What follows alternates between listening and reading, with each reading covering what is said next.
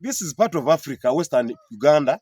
It has those hills. The weather is so cool in the morning. You look at it and the fog is really nice. You can see. So we want to share with you how Africa looks like in the morning hours. The morning Africa of Uganda, part of Africa. So let's move on. And look at those hills that side.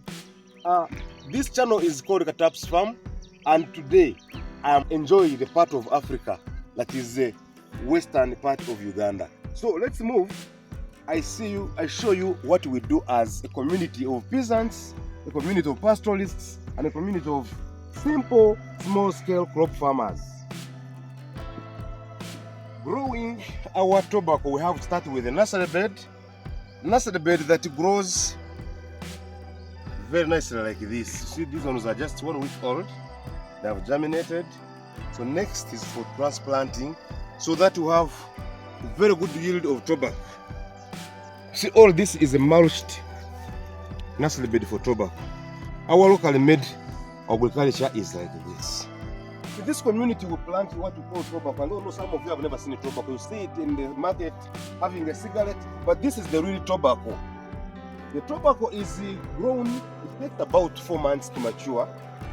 You first make a nursery bed, then you plant seedlings. It looks like this. Then when it is dry, it's when you find that it's in a cigarette form.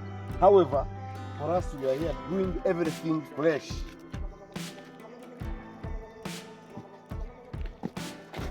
When you get this tobacco to mature level, which mature tobacco could get seedlings, seeds. When you dry them, when they are dry, you put them in a prepared nursery. That prepared nursery leads them to germinate. After they have germinated, they are on a smaller level like this one down here. Okay, you see this younger seedling is of tobacco, still to mature, but you can see the other ones are now mature. So from the nursery bed, we transplant to this garden that has these small younger ones. Okay. Our cows are the source of income here, source of fertilizer. You can see these tomatoes are just 1.5 months old, and strictly we only use organic fertilizer.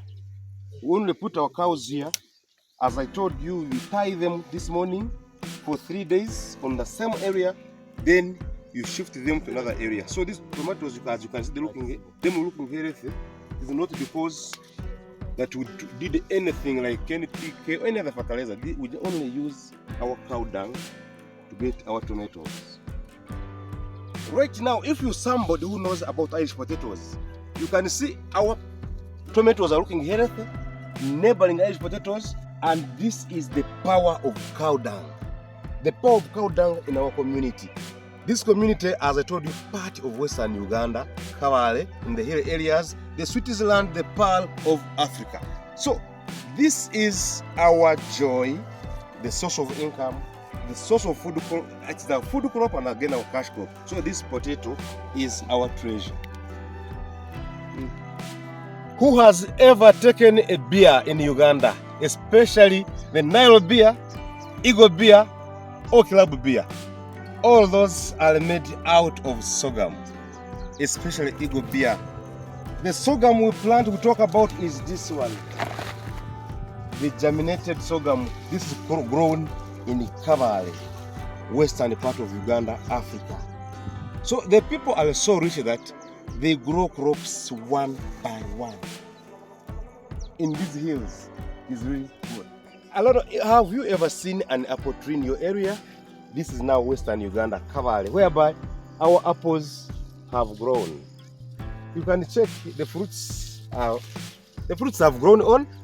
You can see the fruits. It's going to be very, very massive production. These apples were given by the government of Uganda. That is personal creation. They have been here for 2 years. We haven't given them enough care, but right now we have done what we call time no joke. You can see this one soon will be ready and people can eat. That is vitamin in this fruit. You can never finish it. So please, let's embrace agriculture. Did you ever think that you can do beekeeping without putting any money? Did you ever think that you can do apiary without putting any money? Here is the story, how we do it. Okay, this is our locally made beehive. Of course, it is colonized. You don't simply open. These are beehives that are made out of big trunks of trees. So we cover them with our green grass from the swamps, from the hills, so that the bees are not rained on. You can see the bees are there. The bees there. You see, they are just dangerous. It is doing me to death. So all over. They are all over these bees. Ooh, wait, hey! Oh, dangerous wild bees. I have never imagined that agriculture can take you into loss. You see, this farming method, you only use 3 branches. You don't even cut a big tree. You only use the branches. So you can see these passion fruits are coming up. Look at all this garden. How much do you expect will come out? A kilogram of passion fruits in this village comes up to 3,500 shillings, Ugandan shillings. That is almost $1. That means in this garden you would be able to harvest 50 kilograms per week. That is 350 towards $100 per week.